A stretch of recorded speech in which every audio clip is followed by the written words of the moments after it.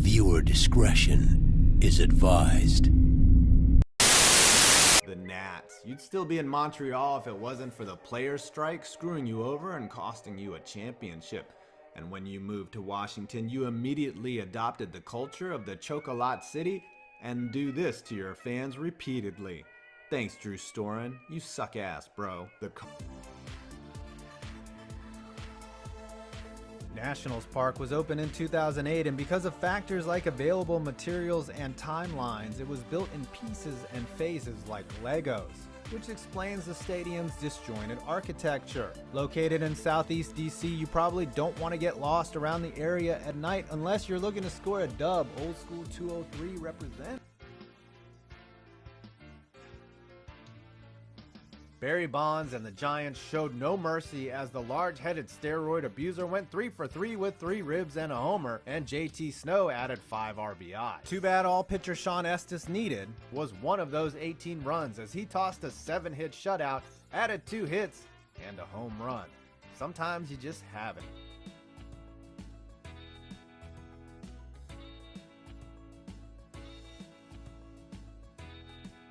Screech debuted in 2005 and was designed by a 9-year-old kid. The Racing President started in 2006 and is one of the more entertaining sideshows in baseball, as 4 mascots dressed as the Mount Rushmore presidents race each other in the hot DC summer air. Calvin Coolidge and Herbert Hoover were added in 2015, but they have since gone back to just the original 4. Not sure if FDR was under consideration for a roster spot.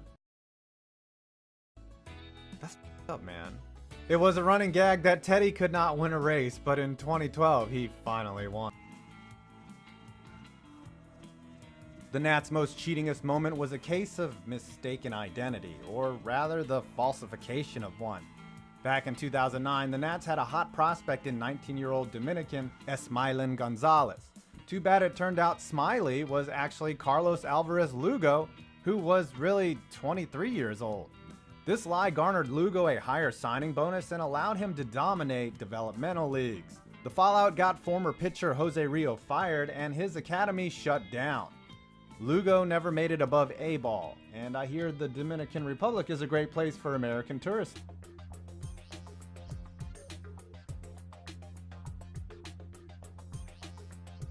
Recently abandoned, RFK hosted 4 franchises: the Senators, who became the Texas Rangers, DC United, the Redskins of the NFL, and the Nationals, who would not have been able to move to DC had not RFK still been standing. After the United left in 2017 for a new facility, the stadium has seen limited use, and its fate remains up in the air.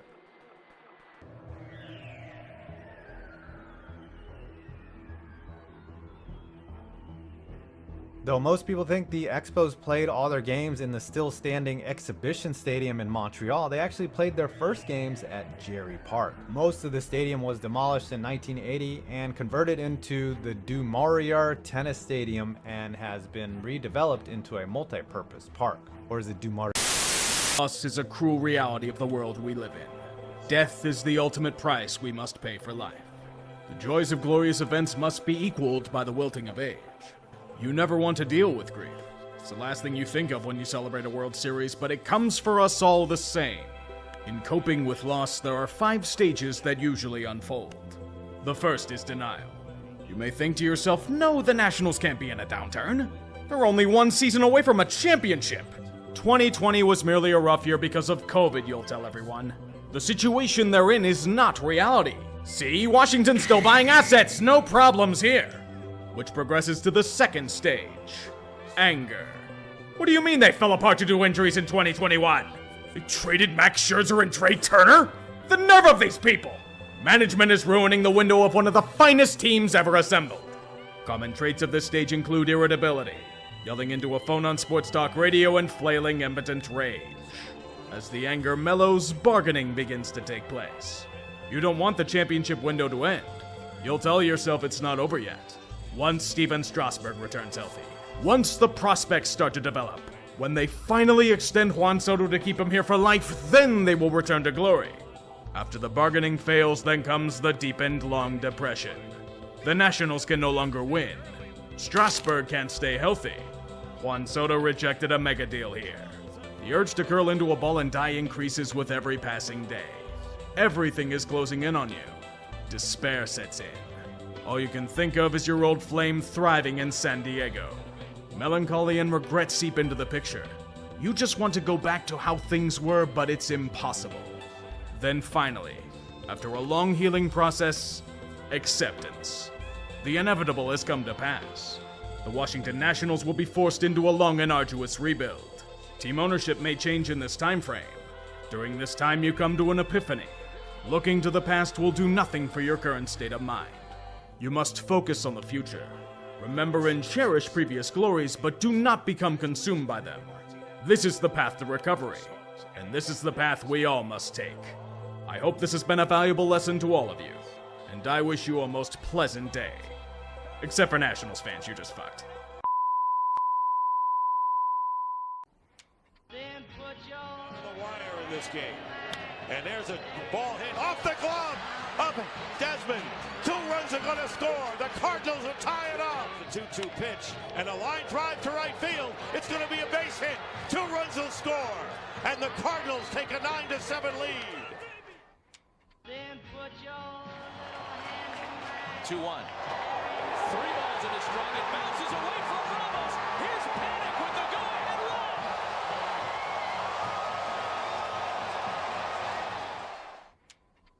Out of this place. Center field off the bat of Justin Turner. Trey Turner back on the track. It is off the wall. Kendrick scores. Here comes Ruiz. Justin Turner in at third. He drives in a pair. The Dodgers now lead 4-1. A bullet, fair ball down the line. Into left field, Contreras comes around to score. Here comes Ben Zobrist. Strike 3, but the ball gets away. And Baez is going to be safe at first, and a run is going to score. Inside, and he hit him, and that'll force in a run. Oh, it made Zimmerman look bad. In the dirt, snap throw back. And they rule him out. Here it comes. He struck him out. And the Chicago Cubs, their quest to repeat begins in earnest in Los Angeles.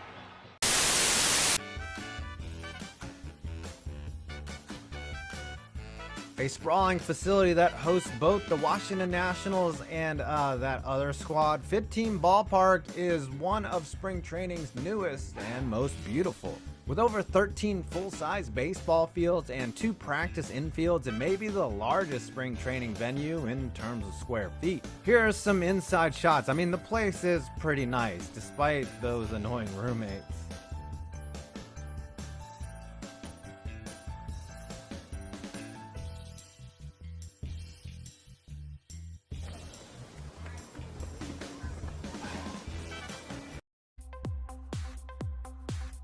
Arlington County used to be a part of Washington, D.C., making it the smallest county in the US&A. And since it's so small, even a good idea has no room there. In an attempt to lure the Expos to northern VA, the Virginia Baseball Stadium Authority proposed a waterfront site on the Potomac River, a long neglected area of the county. The residents immediately cried foul, as they did have a beef about traffic because traffic in Nova blows, so the site was moved to faraway Loudoun. And nobody wants to go to Loudoun except to be rich and send their kids to private school. None of this mattered, as eventually the Expos moved into RFK, and even that was met with opposition. I've seen many games here. Nationals Park is a testament to overcoming bureaucracy and a rushed timeline, as it was built like a modular home in different stages. This odd area in center field is actually a shout to the old Griffith Stadium, whose dimensions were unintentionally constrained because back in the day a property owner didn't want to sell his house for the ballpark. The exterior reminds me of the old RFK, which is still sitting abandoned down the river. Much like Philly, I'm glad they cleaned up Southeast, as back in the day, you wouldn't want to walk around the Navy Yard. Nationals Park, Washington, D.C. And now, for your percentage winner, National Park in D.C. Nationals Park in D.C. is 100% funded by the residents that don't even have a representative in the Senate. It's not surprising that the nation's center of government went out and built a fully publicly funded stadium because things like accountability have no place in Washington anyways. On top of that, the team's owners are crying poverty while selling off every last scrap of their championship team to the highest bidder, another staple of the region.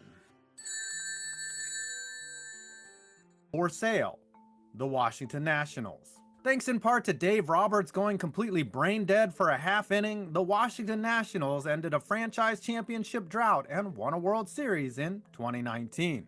Apparently, winning is overrated, as the Lerner family immediately started getting rid of all their championship pieces and have made it no secret the team is for sale, which might even happen soon after this video is released. Mark Lerner, son of Ted Lerner, said in 2018 that they would never sell the Nationals. Well, I guess things change. It's still unclear why the team would sell, but Father Ted is 96. It could be that the championship run was too costly, as the team handed out awful contracts to Steven Strasburg, Patrick Corbin, and Brad Hand. Or it could be just a business move. The Lerners bought the team in 2006 for $450 million, and the price tag for it now is likely $2+ billion.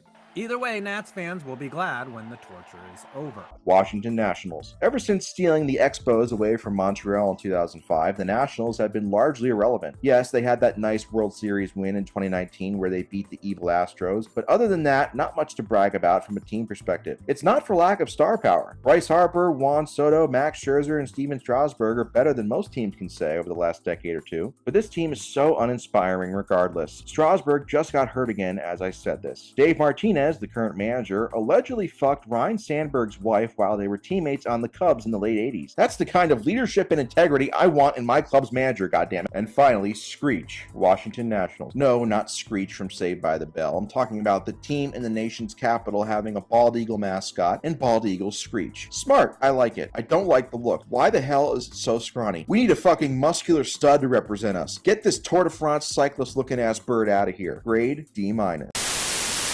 When a team like the Nationals are more disorganized and wasteful than their governmental counterparts. What do we do for this dubious honor? Twist the knife, of course. The Montreal Expos start out as a pioneer, Canada's first professional baseball team. They bring pride to the country by experiencing typical expansion woes. At least they have hockey. This beginning misery at least is jettisoned quickly for the endless futility of mediocrity under the beatdown Jerry Park. So you're a game back from the division lead around 500? How bad is this division? Apparently not bad enough as Montreal loses 9 of 10. The poutine is doused in Seagrams. In fact, this mediocrity is far too delicious. Enjoy it some more as you're stuck in Jerry for a shitload of time. The team gets desperate and trades for a fossilized Dave McNally. What the hell is free agency? Ken Singleton and Mike Torres seem to leave with Montreal's ability to win. One word describes this team. Tabarnak. Expos, good news and bad news. The good news, you finally got that new stadium you've been asking for. The bad news, it's utter hell for the sport you play. Welcome to the recycled majesty of Olympic Stadium. Your reward for such patience is a few more years of that 500 straddling goodness. Here it is, boys, a legitimate playoff contender for the first time in your history. A team led by a young core of Gary Carter, Andre Dawson, Ellis Valentine, and Steve Rogers. You have the second best record in all of baseball with a 95-win season. I say this as if there is a catch. You bet your sweet ass there is. The league's best record happened to be in your division. There will be no postseason in Montreal. This will hopefully be the last time the Expos are fucked over by the sports dynamics. The good news is that you have another outstanding 90-win season and have a chance to get into the gold of the NLCS by beating the Phillies in a series at home. You can manage, right? That long drive to left field, he buried it. He buried it way back. Out of here. Mike Schmidt takes the depressing trumpet and shoves it in your pee hole repeatedly. You miss out on the playoffs by a fucking game. These young, electrifying Expos make it into the endless utopia of the postseason with a furious second half. They even got a new stud in Tim Raines to join their core. Revenge is served gloriously to the Phillies as you beat them in an extended playoff round thanks to a player strike. You're up 2-1 once again in the loving confines of Olympic Stadium against the Dodgers. Make Canada proud. The normally reliable Woody Fryman prolapses on the mound as the bullpen shits it in Game 4. Game 5 at home. Hopefully nothing ominous there. The game is coming down to the wire as Why the fuck are you putting in Steve Rogers on 2 days rest? And it swung on, fly ball, center field. Dawson going back onto the warning track. Dawson at the wall. That ball is a home run. Agony, thy name is Rick Monday. Oh, you wanted a reward for such pain? You'll get it, alright. A return to the misery of mediocrity. All of that high-end talent and brilliant player development leads you to chronic underachieving. And Tim Raines is so dedicated to the cause that he carries a vial of cocaine in his back pocket during games. L'expo no amor, am I right? We need a true leader on the roster, a gritty veteran for our youth to photosynthesize his winning ways. His name, Pete Rose. And he's old and he sucks. We got his 4,000th hit though. Suckers.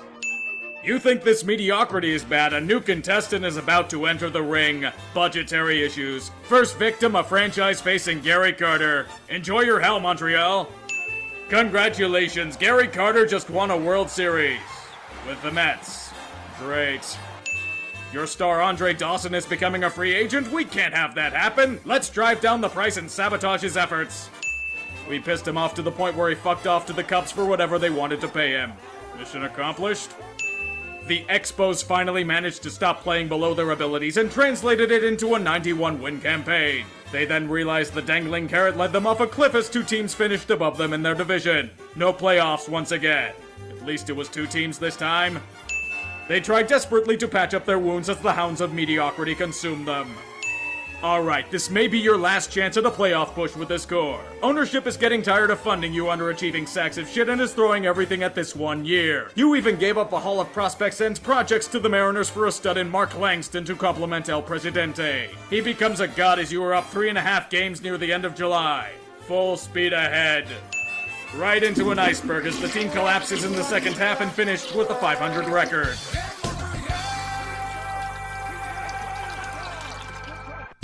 Charles Bronfman is tired of greedy players and underachieving. Witness more turmoil as he looks to sell and rumors of relocation multiply.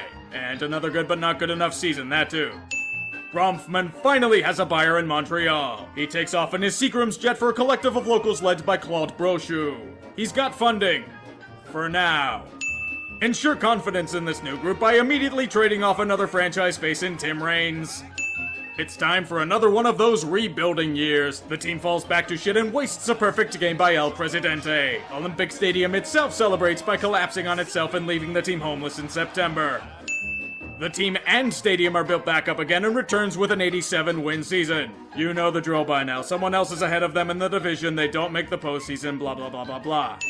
The Expos are once again cucked by the baseball gods as a 94-win season isn't enough to win the division. They lose out to the Phillies for October ball again. Meh, who cares? The Canadiens won a cup this year. That's what's truly important. It is here, a true championship contender. Bridesmaids, the Expos are going to be the ones doing the cucking this year. Emerging hitters like Will Cordero, Cliff Floyd, and Rondell White. The best outfield in baseball in Moises Alou, Marquise Grissom, and Larry Walker. A burgeoning ace in Ken Hill and mid-rotation workhorse Jeff Facero. Young studs in Butch Henry and Pedro Martinez. A legitimate two-headed bullpen monster in Mel Rojas and John Wetland. They have the best record in baseball by a country mile, rampaging against all those who oppose them. There is only one thing that could stop this juggernaut. Baseball itself. The MLB is pissy about the players' walkout and locks the doors for the remainder of the season, thus canceling the World Series and robbing Montreal of any potential playoff run. We in the shitposting business call this the Montreal Screwjob. You thought it couldn't get worse. Remember those budgetary issues back in the 80s? They're back with a vengeance. The Expos are slashing costs left and right and have proceeded to blow it up. The city of Montreal never forgives MLB or the Expos for this atrocity and begins their slow descent into a hell worse than they imagined. The team collapses like fan interest does. Start the pain by watching the Atlanta Braves win the title that should have been yours. And Marquise Grissom won with them too. Wait, you wanted to find out what happened to that Randy Johnson guy they traded for Mark Langston? Oh, he only turned into one of the most dominating pitchers in all of baseball. That's just rotten luck. The Expos are once again out of the funk with an 88-win season. Even with the wild card, they return to being the bridesmaids. They are 2 games back of that glory. If only the organization wasn't so cheap. The Yankees are not so. They begin an empire as John Wetland dons the trophy. Oh shit, they have Tim Raines as well? Yes, everyone is still being sent packing because ownership is cheap. Yes, they are getting pennies on the dollar for their player. Yes, they are back to mediocrity. Can't get worse though.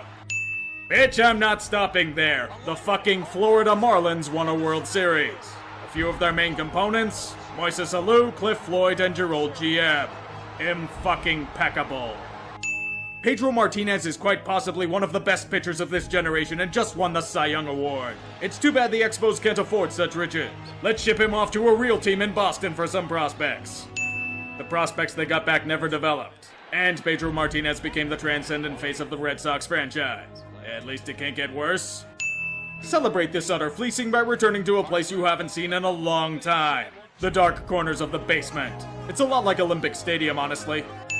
Speaking of Olympic Stadium, it's a fucking trash heap. The field is shit, the concourse is shit, and it's also unsafe for players and fans alike. And is also shit. The only option is a new stadium in the heart of Montreal. Yeah, it turns out that whole pissing off the city by being cheap asses leads to a lack of goodwill. The stadium proposal is dead. Even as the fires burn around them, they can't get worse. At least there's a bright spot in all of this. A young, electrifying talent in Vladimir Guerrero. He's probably the only thing worth watching on the team.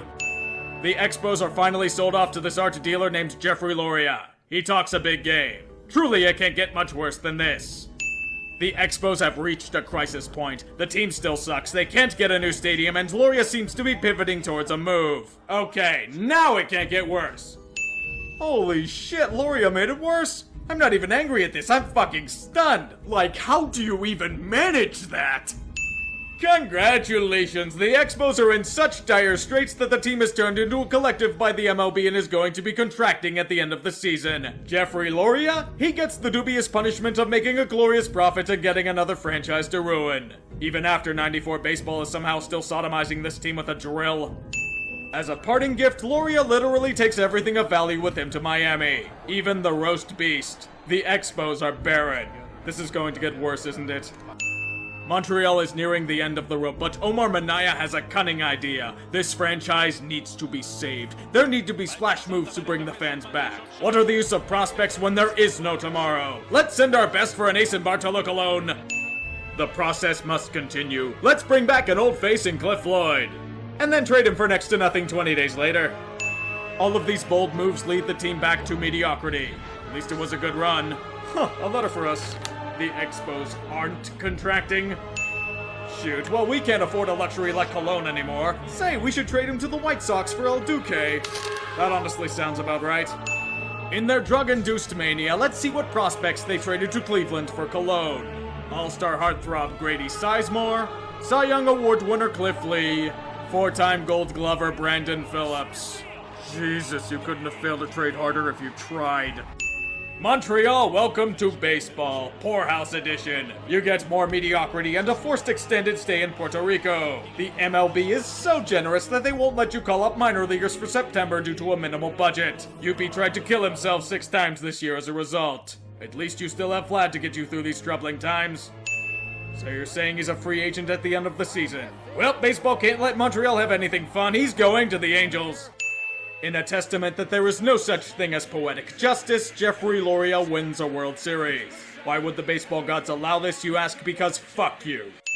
The miserable torture is over, Expos. The sun is rising. The relentless failure and betrayal of your stay in Montreal will be a thing of the past. You're moving to Washington, D.C. The last time baseball was in the nation's capital, fans openly rioted as Bob Short moved the Senators at the 11th hour for a sweetheart deal in Texas. The fans proceeded to storm the field and ransack it of all valuables before their final game could be finished. The DC area has known nothing but misery on the baseball diamond. Constant futility in their teams as they hadn't seen a World Series in over 70 years and hadn't won a title since Calvin Coolidge was president. This is as star-crossed as it gets. The hard luck franchise with the hard luck city. This isn't a coincidence. This is fate. Turns out that Manaya's desperation of trading the farm to save the team a few years back was a terrible mistake. DC gets to witness the return of relentless mediocrity on the diamond. The constraints are off, boys. Time to roll with a new stud outfielder in Alfonso Soriano. Wait, outfielder? New owner Ted Lerner brings in a cadre of experienced baseball men to assess the damage. The team's foundation is well beyond repair. Their solution is to blow it all up and start from scratch. It's time to unleash the plan. Obviously, a compelling name wasn't part of the creative process. The plan begins in earnest as everything is shipped off or let go for picks and prospects. Don't worry, this time it's deliberate. Nationals, prepare to suck like you have never sucked before. This relentless suckitude allows the Nats to reap the golden treasure of elite talents in Steven Strasburg and Bryce Harper in the draft. The future is already looking brighter.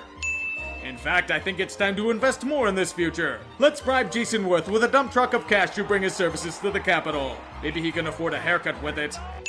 Jim Riggleman has been manning the fort here for a few years, but we're going to wait and see if he will earn a new contract. Jim? You there, buddy? Come on, we were just kidding. The fruits of the plan are beginning to ripen and thrive. Bryce Harper becomes a baseball superstar overnight. Ryan Zimmerman isn't too far behind him. The hitting core is loaded with the most talent in years, and the pitching becoming one of the best in baseball. Oh, Steven Strasburg is the ace of the future. We need to protect him at all costs, so we're going to shut him down for the year to save him for future runs? Okay. Regardless of how questionable that move was, the Nationals are making their ancestors proud. The best record in the NL is storming back against those elitist Cardinals with a Game 4 walk-off and shelling their starting pitcher in Game 5. This is more than a breakthrough. This is revenge for 94. There's no way this team can blow a 6-run lead. There is too much karma involved. The Cardinals slowly chip away at the deficit and get back in the game. Man, if there was only a pitcher you could count on to stop the bleeding. I just don't know where you can find one. Okay, Nats, here's the plan. You're up by 2 and you've put in your best reliever in Drew Storen to close the game. They're down to their final out. There's literally no way you could fuck this up. You walked him. Fine, there's another chance to... You walked him. Fucking hell, at least try to throw strikes. And there's a ball hit off the glove. Up, Desmond. 2 runs are gonna score. The Cardinals will tie it up. I didn't mean meatballs down the motherfucking plates, Drew. Who's up next, Pete Kozma? God, this is an easy out. And a line drive to right field. It's going to be a base hit. 2 runs will score. And the Cardinals take a 9-7 lead. I'm just going to let you watch as your hopes and dreams are pissed away by your own incompetence. Get in the corner and think about what you've done. You blew it! It turns out their Game 5 failure haunted them so badly that they've relegated themselves to bridesmaids scornfully looking at the cool kids play ball in October. Resting Strasburg last year was totes worth it, am I right? The Nationals rebound and once again have the best record in the National League. They get the opportunity to play another wildcard team in the San Francisco Giants, but proceed to be stymied in Game 1. Game 2, however, different story. They're up a run and need 2 outs to win. New manager Matt Williams hands the ball to Drew Storen. Sand the ball into the opposite field. That's a fair ball! Why do you never learn, Nats? Deep into the 18th inning and nobody can hit a damn thing off Yusmeiro Petit. I think we all know how this is going to end. Belt with a drive, hammered to deep right field, and that one is gone! Agony, thy name is Brandon Belt. Aaron Barrett finishes the hatchet job by forgetting how to throw strikes. You didn't even wait until Game 5 to embarrass yourselves this time. You know what? We can't accept this failure any longer. We need our own Mad Bum. It's time to sign the heterochromatic legend Max Scherzer. Instead of a dump truck, we send him a yacht full of money and women. The Nats finally realize that Drew Storen is a hot mess in the bullpen and go and grab an elite closer. Papple douche! He totally isn't going to be abrasive in this locker room. Nationals, what you have just shown us is one of the most despicable wastes of talent we have ever seen. At no point in your incoherent season did you ever come close to playing to your potential despite a generational year from Harper. We are all dumbfounded by the decisions Matt Williams makes on a near daily basis. I award you no playoffs, and may God have mercy on your souls. Let's take a look at your new manager. Bud Black, not bad. He should do well here. Wait, so he's backing out because you lowballed him? You replaced him with... Wait a goddamn minute! How the fuck did Bud Black turn into Dusty Baker? God, it's like you want to fail! So you're telling me that Papple douche is a cancer that divides the locker room? No, you don't say. This year brings the Nats what I call the Dusty Baker Special. A year where the team has an outstanding regular season, but whose flaws are exposed come playoff time due to a variety of reasons. Witness Blake Trinan implode in Game 4 as Kenley Jansen shows him how it's done. Yes, let's keep Max Scherzer in at 95 pitches when he looks gassed. Even better, bring in 11 billion pitchers as nobody can get a fucking out. This is what you asked for, Washington. You got your wish of another experienced manager. Too bad he's experienced in failure. So you aren't choking this time? You're going back home to get revenge for all of the Game 5 ghosts past? Pinch me, I have to be fucking dreaming. It turns out that, yes, I am fucking dreaming. Let's begin with the starting pitching getting iffy again. It's okay though, because they have their Matt Bum and Max Scherzer to put the finger in the dike. You were expecting a happy ending, weren't you? This is when Max Scherzer implodes and suddenly forgets how to throw a baseball away from bats. He is shelved like Dresden until he is mercifully pulled after an inning. The remainder of the game is a cavalcade of cringeworthy baseball as the Nats get in their own fucking way. As the Cubs try desperately to hand them victory, they self-destruct and choke on mustard gas. Every single time. The Nats have officially lost all sympathy from the rest of the league. Agony? Oh no, you did this to yourselves. So now you realize Dusty Baker is a joking sack of shit. Well, it's too late for formalities now. Thank God your division is a joke. Game 5 syndrome reappears earlier and more often than expected. The team pisses away a cakewalk division in a flaming wreckage of underachieving and fighting and awkwardly punting the year just because. You have failed to make the postseason. Congratulations, you have successfully wasted the controllable years of a generational player yet again. There was a time when I felt bad for this organization, how they got fucked over by baseball at every turn, how unfairly Montreal was treated. As a result of this past decade, I feel they weren't bullied enough. All of the talent this team has had over the years and they can't win a legitimate playoff series? Yes, they won in 81, but that round only happened due to a player's strike. If the playoffs were based on traditional methods, they wouldn't have made it in. And don't give me shit about 94, knowing this team that would have found a way to fuck that up as well. This organization is failure in every sense of the word. Failure in ownership, failure in ability, failure to bring joy to their fan base. The Nationals are fucking void of all worth. This team should have contracted in the early 2000s. It's the only way this whole stench could have been avoided in the first place. Thank God the Capitals won the Stanley Cup, or else I'd be going harder on you worthless pieces of fuck. Here